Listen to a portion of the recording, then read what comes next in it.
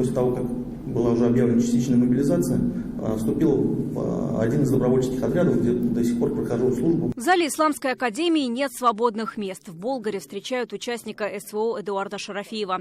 Он отправился на Донбасс добровольцем 1,5 года назад, еще в самом начале частичной мобилизации. Студентам он рассказал о службе, положении дел на передовой и об отношении мирных жителей Донбасса. Это была не только лекция. Студенты и преподаватели активно задавали вопросы. Для большинства это первая встреча с участником СВО в таком формате. Интересуются, когда может закончиться спецоперация. Конечно, если мы где-то на линии боевого соприкосновения сделаем хороший существенный прорыв, мы ожидаем, что, конечно, противник в этот момент может посыпаться. Но опять-таки и президент нашей страны не раз говорил, что мы готовы завершить этот конфликт путем переговоров. Эдуард Шарафиев приехал в Татарстан на 2 дня. Несмотря на плотный график, нашел время посетить Болгар и дать урок мужества. Тем более в преддверии Дня защитника Отечества. На примере Эдуарда Сулеймановича это и духовное воспитание, и воспитание нашего подрастающего поколения.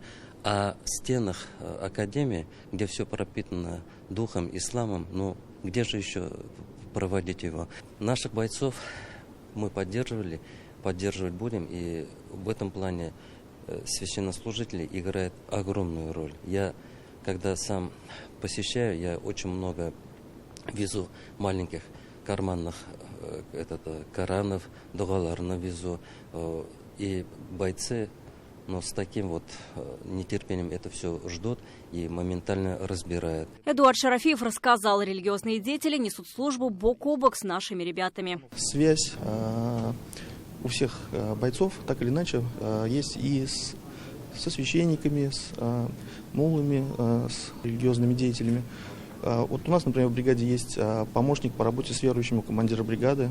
Это очень важно для бойцов, чтобы они могли получить ту или иную подсказку, помощь. Постепенно, последовательно наши ребята, участники спецоперации, выполняют свои обязательства.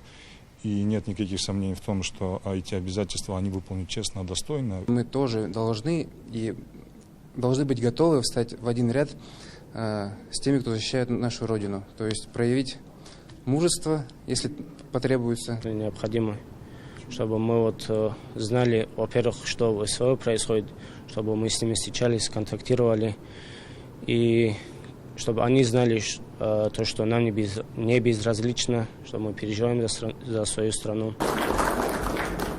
Эдуарду Шарафиеву вручили памятную серебряную монету с изображением белой мечети. Это как пожелание – вернуться домой живым и здоровым.